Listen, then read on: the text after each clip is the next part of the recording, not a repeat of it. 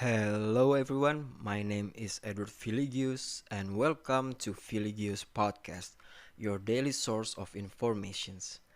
I hope all of you are in good health both for your body and for your mind. Now I believe that some of you, or probably all of you, have heard that PlayStation 5 is coming out right now, and there are a lot of games released for PlayStation 5 out there, which probably one of many good things that could happen in this pandemic. One of the most recently released game is Demon Souls Remake, which is taking the world by storm right now because everyone is playing the game.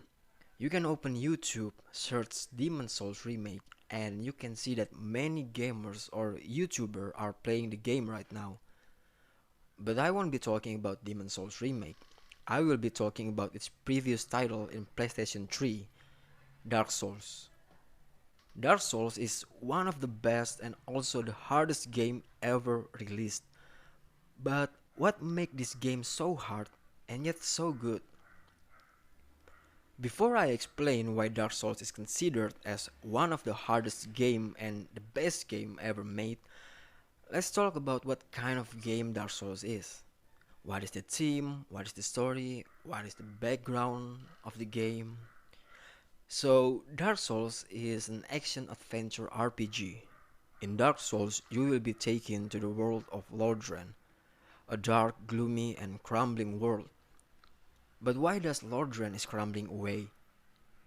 Now you see, before it was called Lordran, the world was known as the Age of the Ancient. It was a world full of fog, grey cracks, big, huge trees, and a world where everlasting dragons ruled the skies and lands. And then a flame appeared, and with that flame came disparity. There was heat and cold, life and death, and light and dark.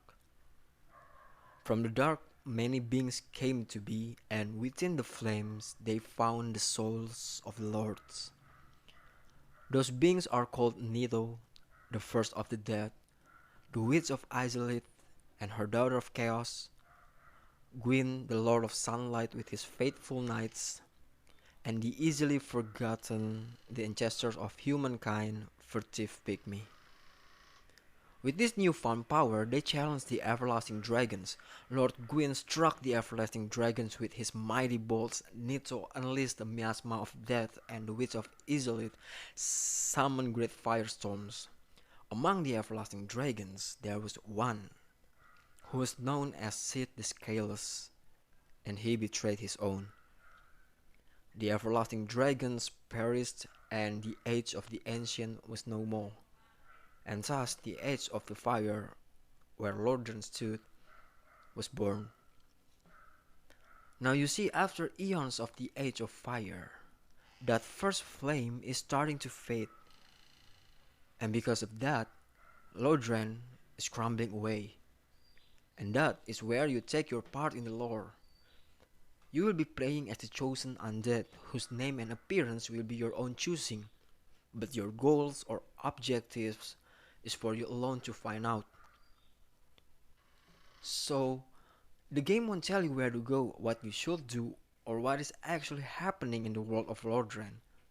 You will be forced to find those things by yourself by talking to the NPCs or read the items descriptions. This game has a great lore, but only you can understand it if you try hard enough to pay attention to the game's world. So why is Dark Souls considered as one of the best and hardest game ever made? Alongside the great lore, Dark Souls also offers great challenges with great rewards if you manage to go through everything the game throws at you. In your journey of discovering your goals and unveiling the event that is happening in Lordran, you will face many adversities. Not only the bosses of the game, but the environment of the game itself will give you many challenges to overcome. So I can assure you, playing this game won't be a walk in the park. It will challenge you to your limit. Well, to be precise, challenge your patience because you will die a lot of time in the game. So let's talk about the bosses.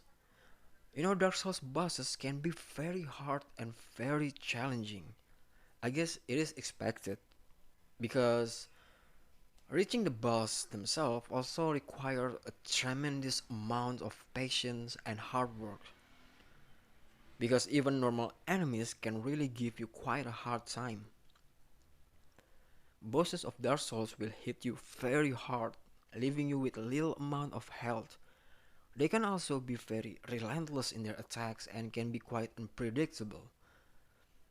Now, in order to defeat the bosses, you need to pay attention to their rhythm, their timing of attack, your own reflex and staminas, and your healing items. Lose focus, and you could pretty much expect that they will wipe the floor with you. Now, the bosses of Dark Souls are not a pushover. They are difficult to defeat, but you see, that's the beauty of the game itself. After defeating the bosses, you will feel this sense of accomplishment inside yourself. The bosses is not the only thing that will try to kill you though. The environment of or the stages themselves are deadly in their own way. There are stages where you will have to walk through a poisonous swamp, forcing you to find a lot of antibiotics or healing items. And there are stages where you will be shot with arrows that can afflict curses. Areas swarm with monsters that can kill you if you're not quick enough. So you will really need to put the environment of the game in your head and try to calculate your way forward.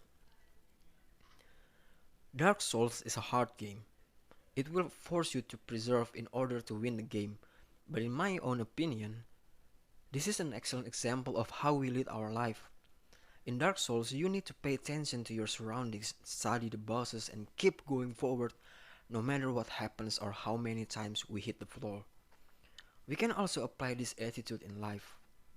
In life, we will be challenged and encounter walls that seems to be impossible to overcome. And when that happens, there are only two choices for us. Either we give up and put our controls away, or learn from the enemy, learn from our experiences, make ourselves better, and come out as a winner in the end. I'm also trying to put that mindset in my head whenever I have difficulties or challenges, and there are times I just want to give up. I remember that when I'm playing this game, I can preserve and try to win the game. So why can't I do that in my life as well? That actually helps me a lot and keep going on forward. Dark Souls is an amazing game with its amazing lore and difficulties, but it's not everything that Dark Souls can offer. We can actually learn from this game, the mechanism of the game that forces us to keep going forward, something that we can learn from and apply in our life. I really do recommend this game, and I'm sure that you will not regret it, considering that you can overcome the challenge and difficulties, of course. Now, thank you for listening to my podcast. I hope what I said can be somewhat useful to you. Stay healthy, God bless you, and see you on another opportunity. Thank you.